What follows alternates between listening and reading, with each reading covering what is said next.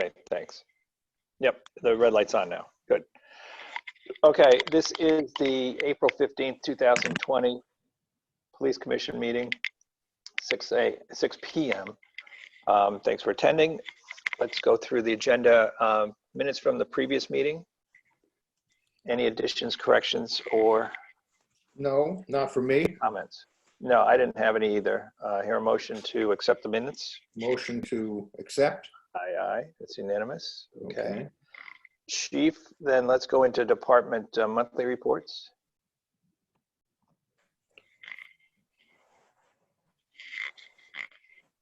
No, Leon, you're muted. Okay, Now you're good. Yep. Good. we're in good shape. We at the end of March we spent 71%. We should be just shy of 75%. So we have a few percent margin there. Don't expect any other problems, even though we're bearing some COVID expenses. But Yep. the town is going to take on those, and those at some point will come out of our budget or be highlighted in that way. So no real concerns in our budget right now. Okay. And then animal control is at 64.90, so that's a good number there too, considering it should be just under 75% through the end of March. Right. Next report I have is staffing. You can see that in March we worked about just under 60% of the time with a minimum shift, and lost time was about 29.20%, which is less than last year. So that's good news in some respects. Yep. And then some notes at the bottom. You can see Officer Falvo was hired. He is now in a virtual police academy here because the police academy closed due to the COVID-19 crisis. Officers McCarthy, Clark, Chanel, and Vincenzi are near their end of field training. So at some point in May, if all goes well, they'll be on their own. They'll be able to help with our staffing. And that'll be a tremendous help getting 4 officers on the road and plugged into various slots on the shifts. Okay. And how would that work when they come on? Because all 4 wouldn't go on to the 3rd shift, because it'll last in. No, we place them wherever we want. Okay. We're the least senior employees, so we can place them anywhere we want. It's likely 2 will go midnights, and then maybe 1 on 3 to 11, 1 on relief, but we'll see how the staffing looks, and depending on personnel and how things are looking is where we'll place them. The midnight shift is definitely hurting staff-wise, so that's a likely place for at least 2. Yeah. And then, and would you rotate them then? Would they be on it for like 6 months or 3 months? Or? Probably every 60 days would be reasonable. Okay. You can rotate them literally every 30 days, but we probably leave them there for 60 days at a minimum. Yeah.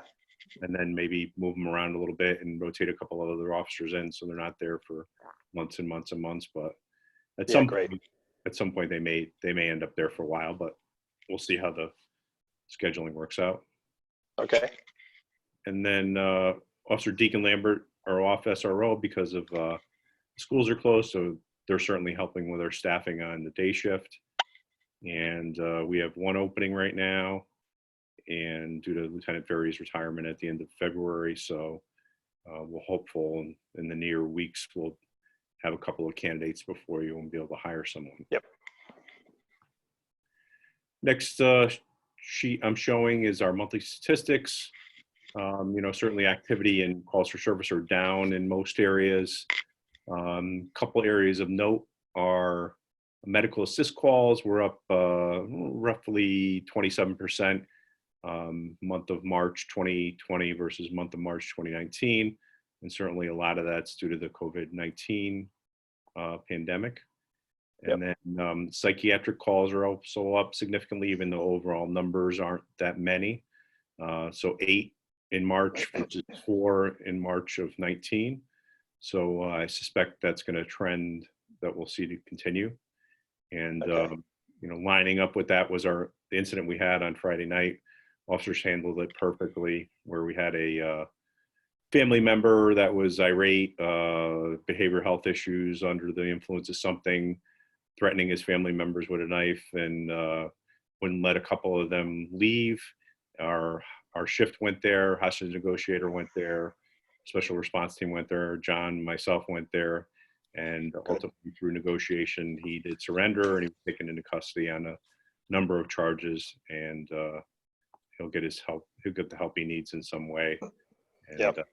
we've been involved with him many times, and it's very concerned about his behavior and his ability to be violent. So that's certainly a concern. Right. And a couple of other issues to point out incident-wise. Despite the COVID-19 pandemic, we still have criminal gang members coming through town in the middle of the night, taking from unlocked cars, and they stole a couple of cars over the past couple of weeks, keys in them. So our folks still aren't locking their cars despite the pandemic we're in. So that's certainly a concern.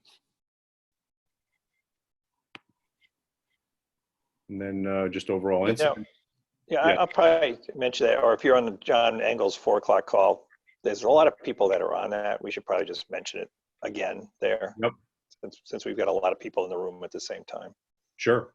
Yeah, last time I was on, I did mention it. So Yeah, and then still have cars. Well, but it's people who aren't listening, obviously, that are doing it. But exactly, it's the people that aren't on those calls. those calls, right? Okay. Yeah, we'll continue to push that message out, but there's only so much we can do for some people that just aren't paying attention. Nope. Okay. Okay, that's it for monthly reports. I'm into topics for discussion now. Yep. Recruitment, testing, etc. So we're at with that. We have 2 candidates left. One is an officer in another state, and the other is a local candidate involved in first responder emergency services. And we'll have to see how the rest of our background investigation and polygraphs and psychologicals go. And at some point, I suspect in the next month or 2, you'll see one or both of them before you. Okay. And we'll need to make a decision. The challenge is right now the police academy is closed. I'm not sure if they're going to be accepting candidates if one of the officers needs to go to the full academy. So it's kind of in flux there. So we'll have to see how things work out. But the good news is we have a couple of candidates that are possibles that could help fill that last slot that we have open. Okay. Good. And some nice, what's next on the agenda? Was it building renovation? Yeah, building renovations. Yep. Okay. So, despite everything going on with the economy and all the COVID-19 pandemic costs, et cetera, I think we're all in agreement that renovating our building near term is a critical item. And I continue to thank the First Selectman for his leadership in moving it forward.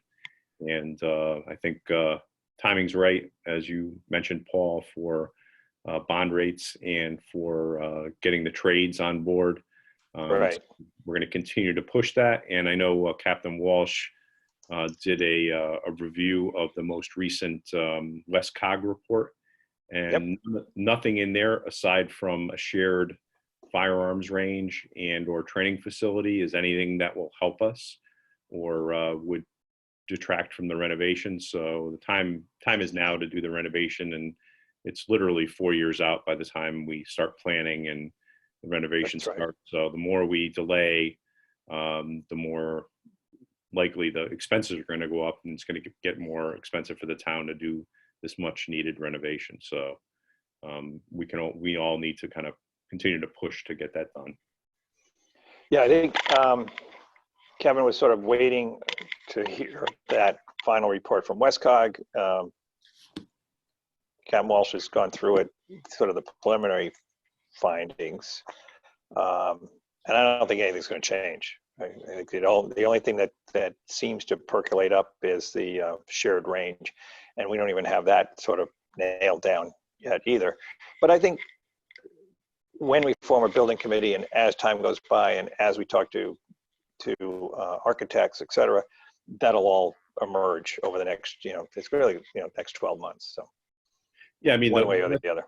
The WestCog report was a good exercise, certainly, to due diligence to see what it's out there, what could be shared, what could be saved cost-wise. But now that it's been done, Right. It hasn't really pointed in any direction that's going to take away from our building renovation or save any costs in that regard. It's time to move forward with our renovation. And we need to do our best to try to continue the momentum on that. No, but I think we've checked the boxes in that anybody on Board of Finance or anybody on Town Council can ask the question, well, what about this? What about sharing this? What about sharing dispatch? What about sharing jail cells? What about whatever? They've all been, I think, pretty well answered here. So that's good. It had to get done. Otherwise, it could have stalled the process. So that's a good thing to get all this behind us. Yes, I agree. Okay. Next item on the agenda is COVID-19. Right. We're all doing our best, and thanks to Deputy Chief Federico and Captain Walsh for all the work that's been done in the last many weeks, trying to protect our officers as best we can, get them the PPE they need, the training they need, the information they need when they're responding to these calls, and they're on the front lines and putting themselves at risk. This is a new territory for everybody, and we're learning as we go along. And the good news is we're not seeing the loss that other departments are seeing with officers being out due to the COVID-19 crisis. That could change certainly at any point, but I'm hopeful that perhaps the COVID-19 cases have peaked and we'll see a decline over the next couple of months. So hopefully that'll decrease the opportunities for our officers to become positive and take them out of work and not Right. allow them to be healthy and continue to serve the town. So we're doing everything we can. Do you have a sense, Chief, as to the cases in town, of which I guess there's over 100, how many of them are in, the facilities like Waveney or Silvermine? Yeah, a lot are in the facilities in town, whether it's Waveney Care Center or Silver Hill Hospital. A lot of them are institutional cases because it spreads there so quickly. But there's also, a sprinkling of cases throughout town, residential. Yeah. So it's so contagious that literally can get contracted by anyone, anywhere. And I think the experts recently said that most first responders that do get it don't usually get it at work. They get it out of work, but they come to work with it. And, because sometimes folks are asymptomatic and they don't have the symptoms. And then eventually they do get exposed at work. But so it's a little bit of a mystery in some regard about exactly how it's being spread, but we know it's very contagious. We know that we're going to do our best to protect our officers. And I recently put out a policy that anyone in the building, if you're not alone in an office or alone in a car, if you're out in public, you need to be wearing a mask. And that's to prevent the spread as best we can. And right now it's the best practice. So that's what we're following. And we're hopeful that reduces the contagiousness and the spread amongst our personnel. Yep. Good. Yeah. Gosh, Nassau County and New York City have just hit really hard in their departments. Yes. Yep. And even some neighboring departments have been hit hard. So we're grateful in that regard, and we'll continue to do our best due diligence wise to prevent that from happening. Great. Okay, good. And then always the highlight. Letter. Go ahead. I'm sorry. It's okay. Always the highlight of the meeting. Obviously I can't say enough that, most of our town is working from home or at home. But our officers and firemen and EMS, they can't work from home when they're out there in the front lines getting exposed. So it's nice to see when we do get notes from the public, recognize them for their good work. And that first note is to Officer Pollock. And it was a thank you from a lady whose husband needed some medical attention, and she was very thankful for his kindness and gentleness with her husband. So thanks to Officer Pollock for that, and thanks to the resident for taking the time to send that note. Next note is kind of a general note to our entire department. From some people in Washington State, thanking us for what we do and the risks that we take. And it's nice to see people from frankly, across the country send those kinds of notes. But, given all that we're going through as a profession, it's nice to see that support from the community. And that's all I have for notes. Now I'm into state of the department. The state of the department, there's a bulletin that we put out to our officers, and we continue to push out materials about best practices and training Yep. for COVID-19. So that's something you can review.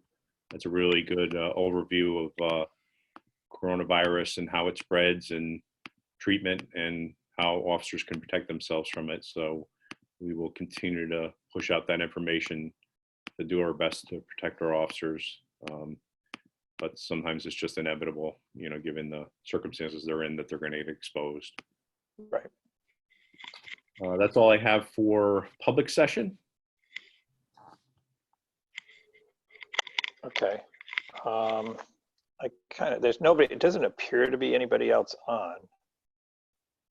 So I'm Nope. not that concerned about an executive session, but I really don't have much for executive session. Do you have something? Let me I do stop the not. recording. Yeah, stop that first. Nope, I don't have anything for executive